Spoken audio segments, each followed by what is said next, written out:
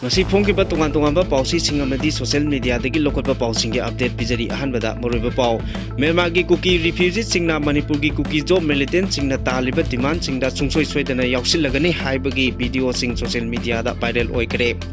Chongtham bijoina kokomi mawalode haina laukhorakli naga singna awaba tarakpada NACN ke niki somi gi maigi digi sungsoi soidana saruk yaragani haina phongdokre kwakta dagi Miyoi manga drug konana Assam police na phakiba miyoi sing kwakta dagi matam chupagi oina tanthokle haina lokthokre Drug lalonba Myanmar macha ama Delhi da NCB na phare Myanmar dagi India gi notice phawraga drug lalonba gi case kaya da Chennai haina NCB na report tawri Cookie zona phundaba mafum singda Chief Minister Khemchan chatba thinglakiba KLAL gi mathakta police da complaint tawkre Manipur da President rule amuk hanna thambina ba cookie singna Union Home Minister Amit Shah da taksinkre Central Force ki makhong da kolaga kayang kuina hingu hairi bano langak pa haitraga di topiro haina M tombina phongdoragli Cookie amasung naga singna phajinduna thamnari ba micham sing thadorak naba appeal tawba leptri Hostess oina phajin kiba naga taruk amasung cookie tara marigi marai ba khawjik phawba tamba ngamdri Deputy CM ani na kanna honaduna operation chatharabasu hawjik phawbagi oina kanaba amata phangtri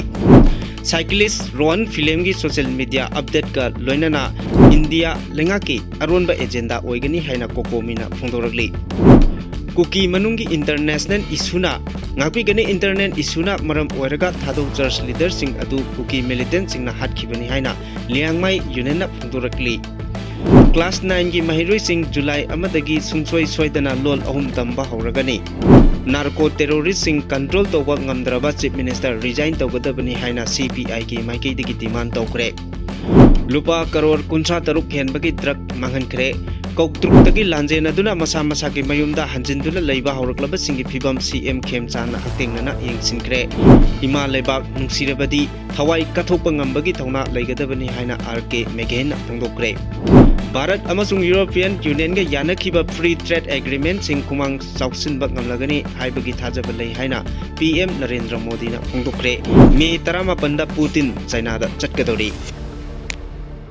Kanglai Pautang YouTube channel asibu yengbiriba viewers sing amadi subscribers singbu ikongno khurumjabaga loinana taramna oksari miyamna leptana support tawbirakpana channel asi ngasidi 50k subscriber yoba ngamjabagi damak miyamda tawimang khangba uchari makata na channel asina iramdam Manipur amadi lebaki tungan mafam singda thokpa paw sing purakpada mateng pangbinabagi damakta channel asibu support tawboina sungsoi soidana subscribe tawbiduna bell icon sing nambiyu hajabaga loinana Hawjik pausing amuk sandona pijari Myanmar da cookie refugee cookie job militant singna Manipur da changlaktuna Manipur gi cookie job militant singna taliba demand amadi tawriba attack asida mateng pangnaba Manipur da changlaklagani haibagi video sing social media da viral oiri Songtham Bijoy singna kokomi bu mawalode haibaga loinana mahaki official Facebook account da asumna update tawragli kokomi gi kihan wahi sing adugi matangda public ki mamangda phongna thamjaba wafam khara ahanba point da Trong lobby mihat ki matangda aina media da phongduk sakhiba wafam sing amasung atai warol mayam adu 100% achumba ngaktani aduk mayek sengna hairaba fawada bhab tanadradi IQ khara update tawiyu anisuba point da case asi criminal case amani mihatpa sing phaba ngamba agency singda phaba ngamdringai da loina expose tawnade mihatpa sing lot khini natraga sen khini logi matung inna logi process amana dandi pigadabani mob justice ki room piba yade darkar leirasu government ki competent agency amada confidentially sinagadaba material ngaktani ahumsuba pointa kokomi gi khongthang asi case asi manghan ningba mali mihatba sing adu nanthokutuna chenkhraga makhoigi aranba narrative cookie narco terrorist singna hatpani haina makha chathaba yanaba plot amani marisuba pointana khwaidagi maru oiba amana kokomina aingonda numit mangani gi matamga thariba adu authority kanana nakhoida pi nakhoida court amagi power lei haina khalibra manga suba pointa nakhoina kihan kholhalaga ditat chalaiba yaba regime adugi manungda ai leijade chamjaraba praja singda tawba thokmoktu aingonda tawbirakanu numit mangani da sengdokera kunni da sengdokera aigi kusini tawbatabu mihatpa sing amasung conspirator loinamak aina jail yahongani mayamsu ngaibiyu matang chadana advertise tawruradi case asigi phangpham thokpa result mangkhini taruk suba pointa 31st August lising ani kulhumdoi kokomigi masing yamlaba thomi sing Jitendra Ningombana lead tawraga aigi yumda kihanba lakhibadu ningsing biribara kaubiragadi aigi CCTV camera na record tahoba video footage leijari wari sanabagi audio record su lei wari loifatringaida noi mayam chen khibagi record su loina leiri aduk kuibasi aina nakhoi ki izat yengbiduna lotlaga thamduna lakli tare suba pointa samjil labada aina yam nolukna amadi kizana kokomida hangachari madudi ai chongtham bijoi singhana kokomi mawa sunglo laujade achumba pambiba miyoi singchu makhoigi false narrative mayam sidagi liberate tawbiyu natradi loina manglani matter asida wa makha tanaragumsi thomjin bige hairasu handuna chenbiroidaba phirepka loinana thomjin birau ahal oijarabasu aisu chenjaroi with warmth regard haina sumna update tawrakli makha tarakpa pawda South Naga singna awaba lakpa matamda aikhoisu Naga singidamak lepli haina NSCNK Niki Somina phongdorakli North East West natraga South oisanu aikhoi amatani leipak amagi miyamgi punsi kanbada pulap punsinduna mayok nagani haina Nagaland da based over NSCNK Niki Somigi group na phongdorakre Narcotics Control Bureau NCB na International Drug Trafficking Network amagi mayokta chathaba operation da Chintuwan Elias Tuwanga koba Myanmar da based over yamna maru oiba drug trafficker ama New Delhi da fare India amasung Myanmar gi lona bangam kai da drug trafficking gi achoba khutpu ama leire haiba khangbadagi NCB na chatharakpa operation da miyoi asi phaba ngamkhibani hiram asiga mari lainana thadurokpa warol amada NCB na hai Myanmar Mizoram Manipur Assam Tripura gi tongan ba mafamda khwaidagi chawna drug lalon bakhupu amagi lucingba Chintuwan Pharabanina Transnational Drug Trafficking Network asida yawba atai miyoi sing mathang phaba ngamlagani Pharaba miyoi asina Myanmar dagi Manipur phawraga puchilakpa mayai kaba drug sing India amasung Bangladesh ki tongan ba mafam singda yonbaki thabak chathaduna lakhi NCB amasung atai drug law enforcing agency singna narcotics drugs and psychotropic substance ki case ka mari lainana miyoi asi matam kayagi mamangdagi phanaba honaduna lakhibani makhatana investigation bada Chintuwan hairiba pharaba miyoi asi kumja lisingani kunmanga da Champhai police station da heroin amasung methamphetamine lalonbaga mari lainana case kaya register tawkhraba miyoi ni haiba khangba ngamle kumja lisingani kulhumdoi da Mizoram gi excise and narcotics department na hairiba miyoi asigi mathakta NDPS case taruk register tawki kumja lisingani kunmari dana NCB Agartala Zona methamphetamine kg taramari amasung heroin kg 2.9 phakibagi case da hairiba miyoi asi khwaidagi mapung oina Chennai haiba khangba ngamki kumja lisingani kunmanga da NCB Agartala Zona methamphetamine tablet kg 9.1 phakibagi case da su hairiba miyoi asi mapung oina Chennai case aduga mari lainana drug lalonba mapandi mangjongna phakrabani makhatana investigation chathabada Chintuwan gal loinana mayai kaba drug lalonbada chenaba miyoi kaya phagat pangamki pharaba sing adudagi manungda Bungkha Thau koba Myanmar dagi mayai kaba drug buthorakpada khwaidagi maru oiba thodang loba miyoi amasu yawki achouba drug lalonba khutpu asigi matangda NCB na makhatana thijinbada kumja lisingani kunmanga gi November kunda Abu Saleh Elias Saikhodin koba miyoi ama Assamgi Kasar dagi phagat pangamki Chintuwan gi khutpu da yawba miyoi asina Assamgi tongan mafamda mayai kaba drug sing pusinbagi thodang lowi haiba chap chana khangba ngamki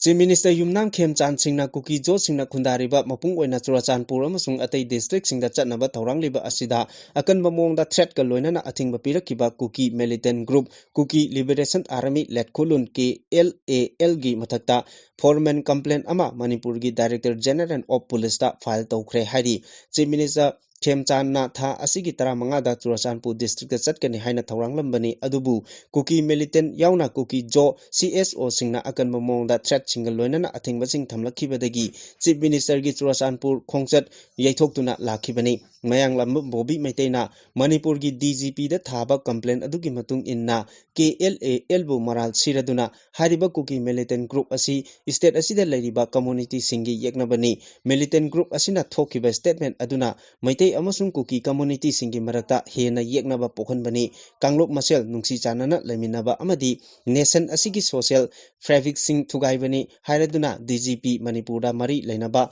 police station da direction PB duna KLAL gi thomi sing amasung Office Bureau Sing Mathakta Bharatiya Nai Sanitya BNS Section 196 amasung 197 gi makhada FIR register tawduna logi oiba action lokhatnaba haijaki complaint aduda makhatana DGP Manipurna hiramasi gi matangda thigatuna Kanglok Masel nungsi handanaba pau sandokpa thingba amasung makhatana communal violence thoktanaba honabiyu haiki Kuki militant group KLAL na tha asigi tarahumdoida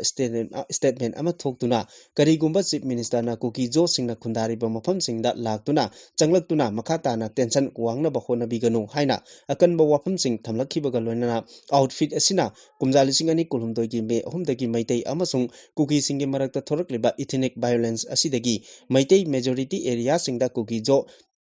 result singa khaidoknare haibasi mayek senglabani haina phongdokhiba laikhrabani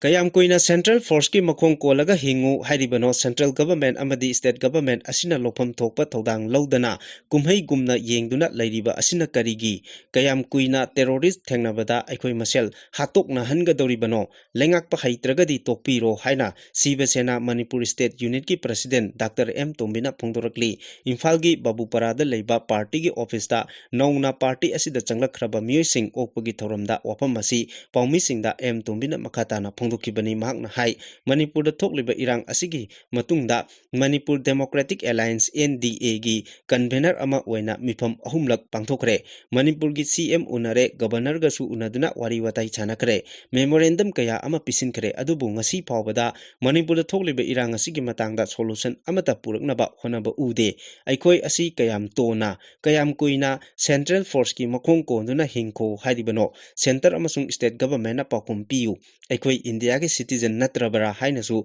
M Tomina hangki Manipur da Shanti ki paujel puba mi masing asum handaraklabadi karino tawgadaba terrorist singi makhutagi Manipur miyang ki punsi kallu hairaga center amasung state government na karigi tumina lairibano center amasung state lengakna Manipur da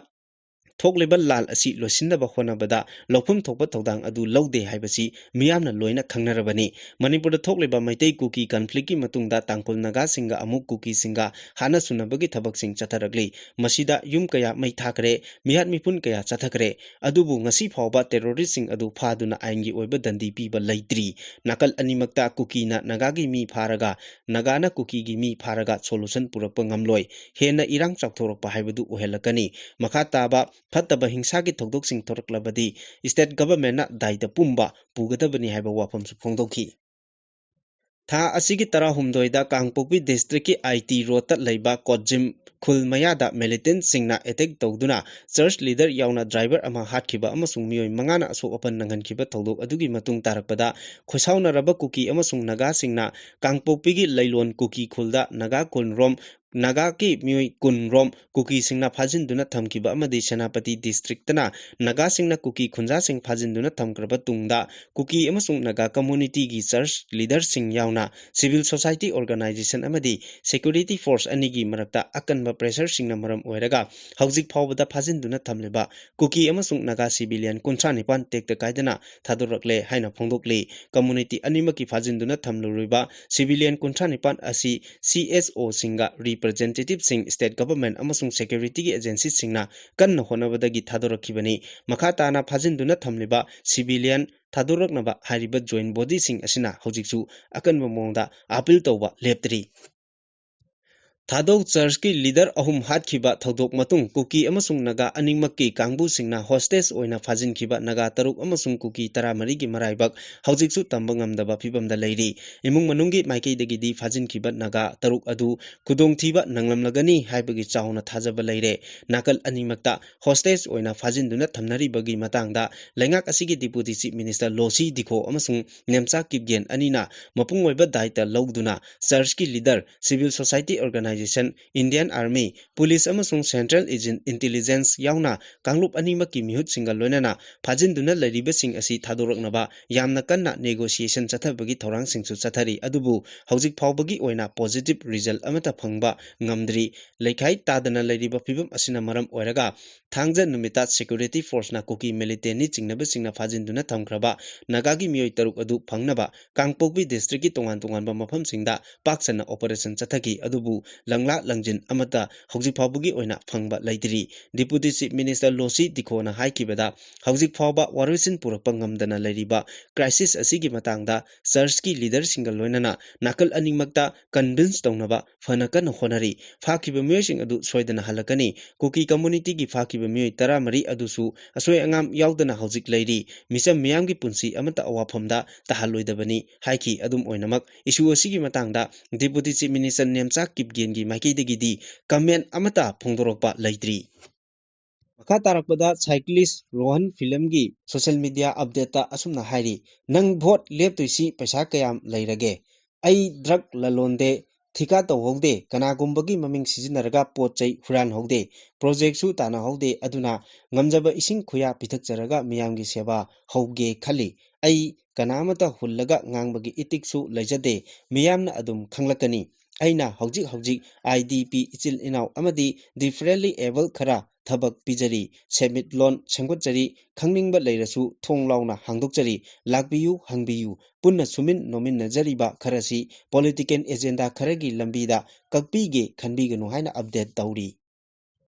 Miyoi kaya terrorist singna hostage oina phajinduna thamlaga malengi oina military mapangan kanbada yauriba Indiana ngasi fawba miyoi sing adugi langla langjin khangdana thamliba asi India lengaki aronba agenda ama oigani haina coordinating committee on Manipur integrity kokomigi convener YK Direna phongdokre wafam asi kokomigi meeting makhada Thobal district ki manung chana leriba Thoksom community holda Thoksom apunba lamjing maira loop Thoksom youth Dynamic Association amadi Thoksom Youth and Students Development Organization na khucham naraga pangthokiba mifamda YK Direna phongdokibani nangna makhata na hai malengi oina military mapangan kalle hariba Indiana ngasi phawba micham kaya terrorist singna hostage oina phajin khiba numit masing yamlabasu kannaba honadaba amadi langla langjin phawba phangdana leiba asidi angakpa pui masina India lengaki thoksil yaurabara haibasi achouba wahang ama oiri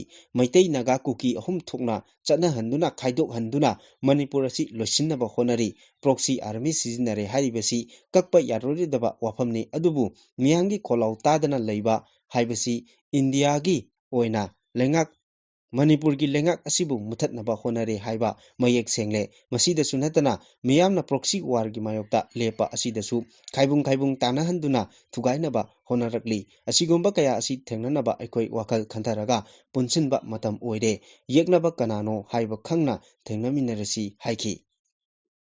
Haukiba me tarahumdoida kuki militant singna ambush tawduna thadau religious leader ahum hatkiba kaya amana aso open nangankiba tawdo adu yamna laibak thiba tawdo amani kuki community manungi oiba isuna maram oiraga su militant singna mapung phana control tawba amasung kuki singna namna khundaba Scotland village da maral lejadaba church ki leader ahum awaphamda takibadu yamna thamoi sokningai ni haina liangmai student union na thadoropa chirol amana hairi chirol asina makhata na hai thawdok aduda chenariba maral leibasing adu chapchana khangdana amasung mapung phaba verification amata tawdana kuki inpi Manipur gi maikaidagi hathuna thawdok adu Jalyanglong naga amasung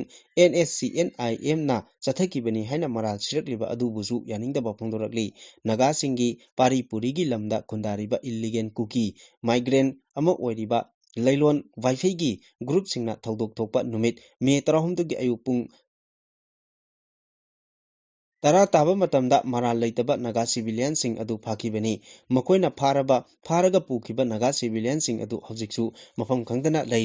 lairiba tension amasung tangdu leitadaba phibam asigi kulang naman laman oina naga volunteer singna numit adugi numidang pung manga taba matamda Senapati district ki headquarters amasung Irengban village da chathok chasin tawriba kuki micham sing adu amuk phakibani adubu naga singna phajin kraba kuki sing adu humanitarian ground da ningthina Yengbaga loina na asoi angam yaudana thamli Kuki singna fakiba naga civilian sing adu asoi angam yaudana thadruk nabagi damak kuki gi miyoi sing adu chumna khaki phajinduna thambani haiba wafamsu phungdorakni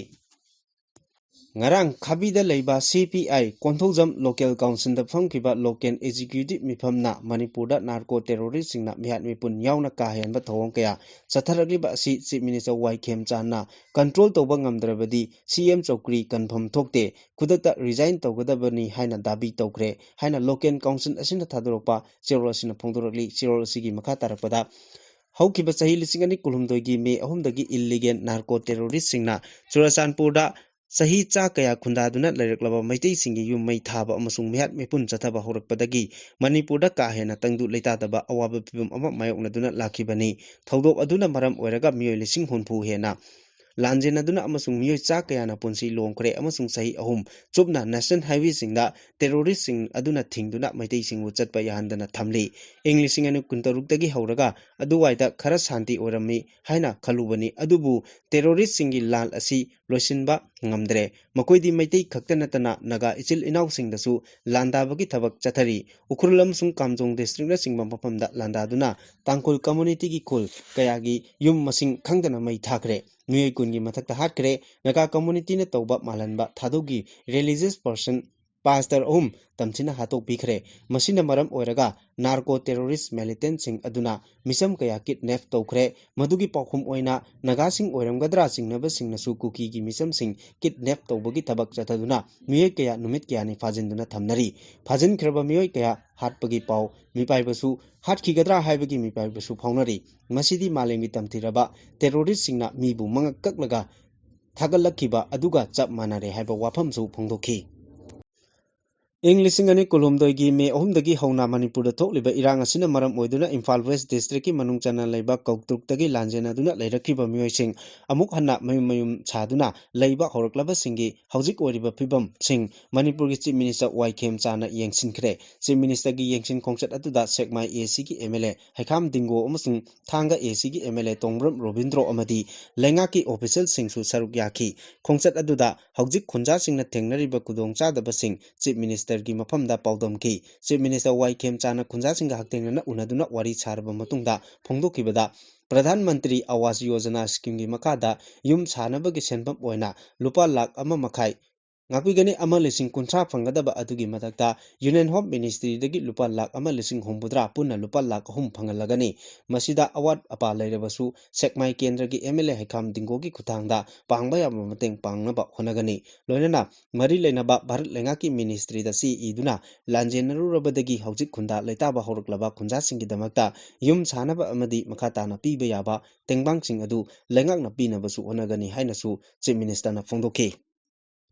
Ima lebak nungsirabadi thawai kathokpa ngambagi thawna leibatai apunba Manipur gi saktam asi sagatnaba honabada lai oikhraba ipa ipu singna tampak khaktanatana singda khundariba ichil inaw sing amato oina tasin khomjinduna apunba gi saktam ama sagatuna lakhibani haina UNLF ki hanagi chairman RK Meghen na phongdokre nongma panbana lakpada mikap thoklasi aikhoi gi maitai khunai haiba thimda social sporting club sekta na sinduna ngarang ingagi nongma panba numitka mari lena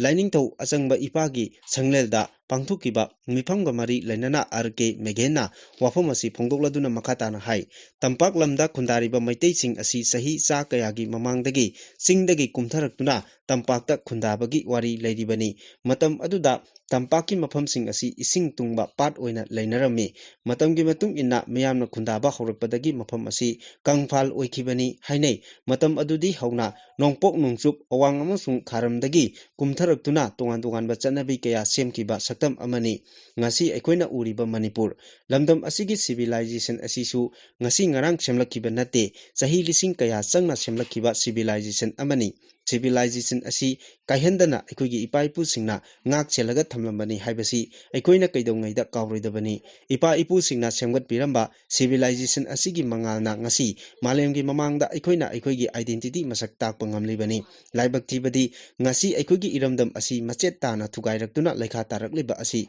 Maiteina Sontharakpadagini Haiba Wafam Phongdokhi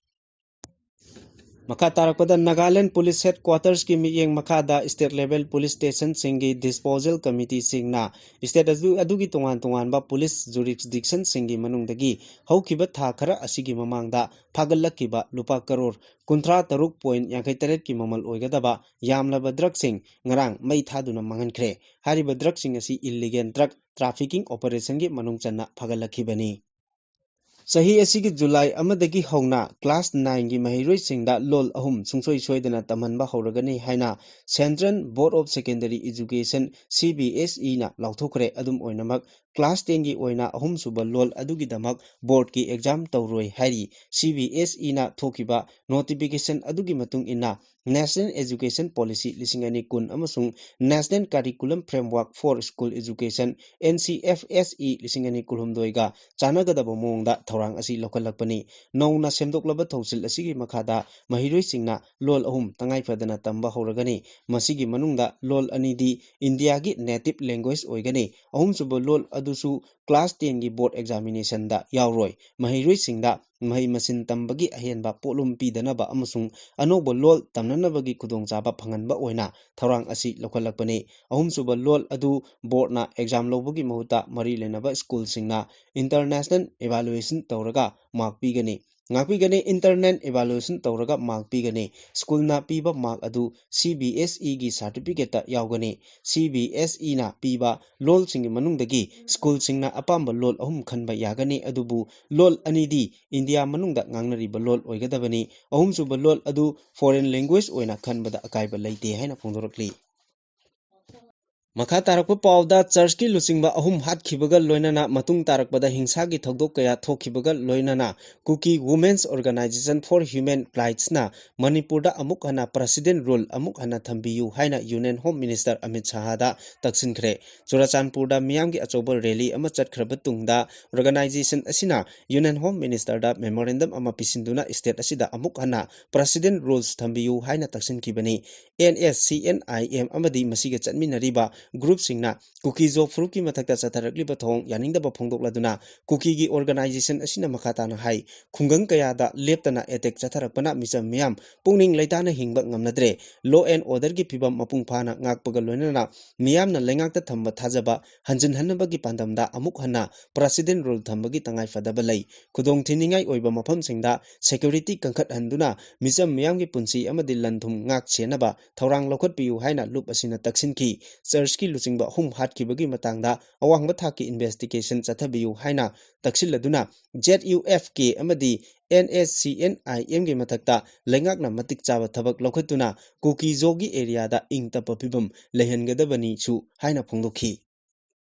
Handak Kwakta dagi miyoi mari yauna Assam Police na drug ka konana phakiba miyoi sing Kwakta khuldagi matam chupagi oina tanthokle haina Kwakta apunba CSO gi maikai dagi social media da video thadoktuna asumna phongdokre Mase hairi miyoi manga ahadbada MD Abdul Latif son of late Taib Ali KMC ward number 6 MD Tahir Ali son of late Yaqub Ali KMC ward number 5 Ahum Subada MD Islamuddin son of late Tajuddin KMC ward number 8 Mari Subada Latif son of late Yaqub Ali KMC ward number 4 Loina na MD Azmir son of late Abdul Hakim Naharu Pangkong Ifal Isni Masdi Hai ba kokta ge mathakta panjekri be mari ase mamang do koina kokta da drak kam mari reina na hawa kunba amsung koina khangba amsung kokta ge sira sona pharaba any mafam amada phaba taraga di hai mi ase kokta kundagi lifetime be na lepale kana tan thokani hai do hai be mari ase su kokta ge yauri mari ase koina lifetime ma khoi se kokta gi tan thoe